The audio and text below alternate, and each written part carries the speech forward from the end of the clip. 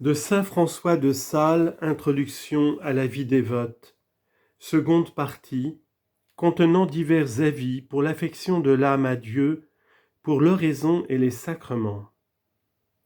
Chapitre 1er, de la nécessité de l'oraison. L'oraison mettant notre entendement en la clarté et lumière divine et exposant notre volonté à la chaleur de l'amour céleste, il n'y a rien qui purge tant notre entendement de ses ignorances et notre volonté de ses affections dépravées. C'est l'eau de bénédiction qui par son arrosement fait reverdir et fleurir les plantes de nos bons désirs, lave nos âmes de leurs imperfections et désaltère nos cœurs de leurs passions.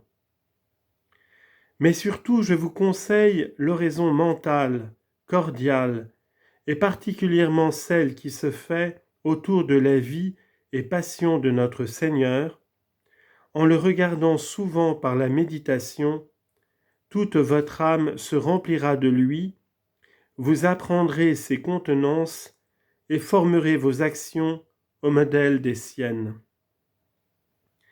Il est la lumière du monde, c'est donc en lui, par lui et pour lui, que nous devons être éclairés et illuminés. C'est l'arbre de désir à l'ombre duquel nous nous devons rafraîchir. C'est la vive fontaine de Jacob pour le lavement de toutes nos souillures. Enfin, les enfants, à force d'écouter leur mère et de bégayer avec elle, apprennent à parler leur langage. Et nous, demeurant près du Sauveur par la méditation et observant ses paroles, ses actions et ses affections, nous apprendrons, moyennant sa grâce, à parler, faire et vouloir comme lui. Il faut s'arrêter là, Philothée, et croyez-moi, nous ne saurions aller à Dieu le Père que par cette porte. Car tout ainsi que la glace d'un miroir ne saurait arrêter notre vue si elle n'était enduite d'étain ou de plomb par derrière, aussi la divinité ne pourrait être bien contemplée par nous en ce bas monde, si elle ne se fût jointe à la sacrée humanité du Sauveur, duquel la vie et la mort sont l'objet le plus proportionné, suave, délicieux et profitable que nous puissions choisir pour notre méditation ordinaire. Le Sauveur ne s'appelle pas pour néant le pain descendu du ciel, car comme le pain doit être mangé avec toutes sortes de viandes, aussi le Sauveur doit être médité, considéré et recherché en toutes nos oraisons et actions. Sa vie et sa mort a été disposée et distribuée en divers points pour servir à la méditation par plusieurs auteurs. Ceux que je vous conseille sont saint Bonaventure, Bellintani, Bruno, Capillia, Grenade, Dupont.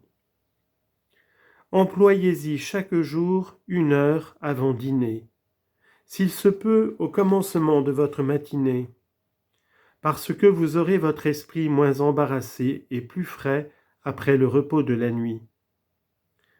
N'y mettez pas aussi davantage d'1 heure, si votre père spirituel ne vous le dit expressément. Si vous pouvez faire cet exercice dans l'Église et que vous y trouviez assez de tranquillité, ce vous sera une chose fort aisée et commode, parce que nul, ni père ni mère, ni enfant ni mari, ni autre quelconque, ne pourra vous bonnement empêcher de demeurer une bonne heure dans l'Église, là où étant en quelque subjection, vous ne pourriez peut-être pas vous promettre d'avoir 1 heure si franche dedans votre maison. Commencez toutes sortes d'oraisons, soit mentales, soit vocales, par la présence de Dieu, et tenez cette règle sans exception, et vous verrez dans peu de temps combien elle vous sera profitable. Si vous me croyez, vous direz votre Pater, votre Ave Maria et le Credo en latin. Mais vous apprendrez aussi à bien entendre les paroles qui sont en votre langage, afin que les disant au langage commun de l'Église, vous puissiez néanmoins savourer le sens admirable et délicieux de ces saintes oraisons, lesquelles, il faut dire, fichant profondément votre pensée et excitant vos affections sur le sens de celle-ci, et ne vous hâtant nullement pour en dire beaucoup, mais vous étudiant de dire ce que vous direz cordialement, car un seul pater dit avec sentiment vaut mieux que plusieurs récités vitement et couramment. Le chapelet est une très utile manière de prier, pourvu que vous le sachiez dire comme il convient. Et pour ce faire, ayez quelqu'un des petits livres qui enseignent la façon de le réciter. Il est bon aussi de dire les litanies de notre Seigneur, de Notre-Dame et des saints, et toutes les autres prières vocales qui sont dedans les manuels et heures approuvées. À la charge néanmoins que si vous avez le don de l'oraison mentale, vous lui gardiez toujours la place principale, en sorte que, si après elle, ou pour la multitude des affaires, ou pour quelque autre raison, vous ne pouvez point faire de prière vocale, vous ne vous en mettiez point en peine pour cela, vous contentant de dire simplement devant ou après la méditation, l'oraison dominicale, la salutation angélique et le symbole des apôtres.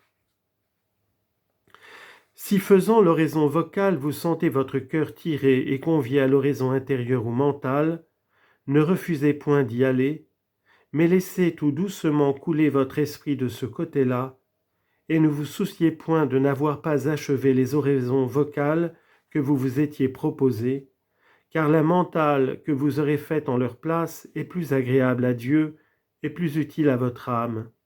J'accepte l'office ecclésiastique si vous êtes obligé de le dire, car en ce cas-là, il faut rendre le devoir.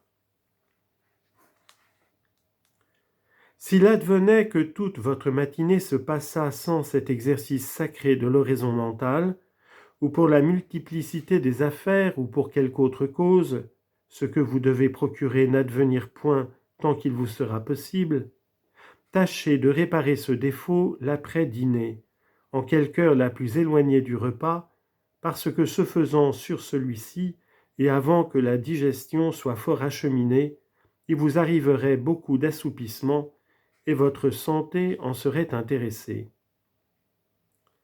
Que si en toute la journée vous ne pouvez la faire, il faut réparer cette perte, multipliant les oraisons jaculatoires, et par la lecture de quelques livres de dévotion avec quelques pénitences qui empêchent la suite de ce défaut, et avec cela, faites une forte résolution de vous remettre en train le jour suivant.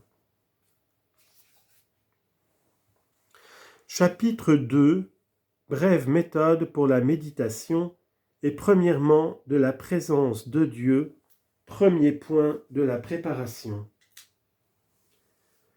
Mais vous ne savez peut-être pas filoter comment il faut faire l'oraison mentale, car c'est une chose laquelle par malheur peu de gens savent en notre âge.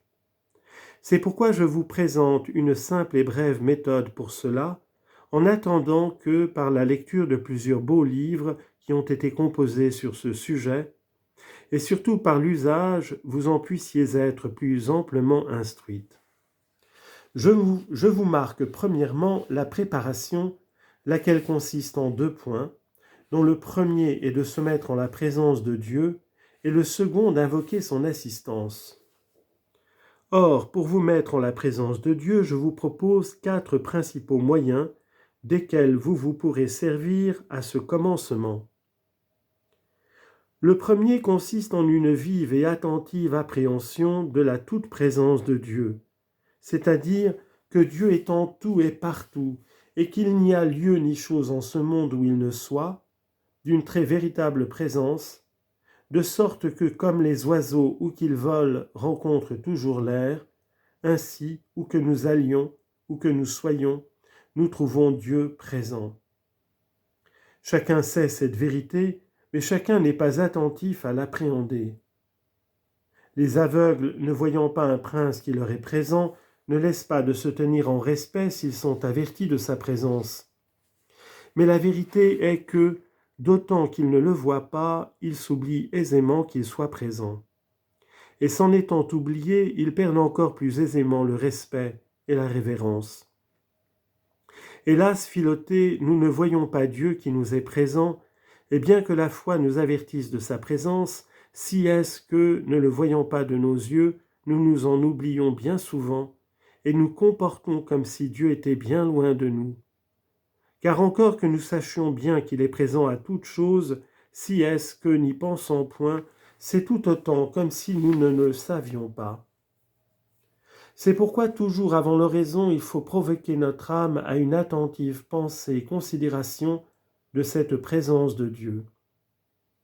Ce fut l'appréhension de David quand il s'écriait « Si je monte au ciel, ô mon Dieu, vous y êtes, si je descends aux enfers, vous y êtes. » Et ainsi nous devons user des paroles de Jacob, lequel, ayant vu l'échelle sacrée, « Oh, que ce lieu, dit-il, est redoutable, vraiment Dieu est ici, et je n'en savais rien. » Il veut dire qu'il n'y pensait pas, car au reste, il ne pouvait ignorer que Dieu ne fût en tout et partout. Venant donc à la prière, il vous faut dire de tout votre cœur et à votre cœur, « Ô mon cœur, Dieu est vraiment ici. » Le second moyen de se mettre en cette sacrée présence, c'est de penser que non seulement Dieu est au lieu où vous êtes, mais qu'il est très particulièrement votre cœur et au fond de votre esprit, lequel il vivifie et anime de sa divine présence. Étant là comme le cœur de votre cœur et l'esprit de votre esprit, car, comme l'âme étant répandue par tout le corps se trouve présente en toutes les parties de celui-ci, et réside néanmoins au cœur d'une spéciale résidence, de même Dieu, étant très présent à toutes choses, assiste toutefois d'une spéciale façon à notre esprit. Et pour cela David appelait Dieu « Dieu de son cœur », et saint Paul disait que nous vivons, nous nous mouvons et sommes en Dieu. En la considération donc de cette vérité, vous exciterez une grande révérence en votre cœur à l'endroit de Dieu qui lui est si intimement présent. Le troisième moyen, c'est de considérer notre Sauveur, lequel en son humanité regarde dès le ciel toutes les personnes du monde, mais particulièrement les chrétiens qui sont ses enfants, et plus spécialement ceux qui sont en prière, desquels il remarque les actions et comportements. Or ceci n'est pas une simple imagination, mais une vraie vérité. Car encore que nous ne le voyons pas, si est-ce que de là-haut il nous considère. Saint Étienne le vit ainsi au temps de son martyre, si que nous pouvons bien dire avec l'épouse, le voilà qu'il est derrière la paroi, voyant par les fenêtres, regardant par les treillis. La quatrième façon consiste à se servir de la simple imagination, nous représentant le Sauveur en son humanité sacrée, comme s'il était près de nous, ainsi que nous avons accoutumé de nous représenter nos amis et de dire « je m'imagine de voir un tel qui fait ceci et cela. Il me semble que je le vois aux choses semblables. » Mais si le très saint sacrement de l'autel était présent, alors cette présence serait réelle et non purement imaginaire, car les espèces et apparences du pain seraient comme une tapisserie derrière laquelle notre Seigneur réellement présent nous voit et considère, quoique nous ne le voyions pas, en sa propre forme. Vous userez donc de l'un de ces quatre moyens pour mettre votre âme en la présence de Dieu avant l'oraison, et il ne faut pas les vouloir employer tous ensemble, mais seulement un à la fois, et cela brièvement et simplement.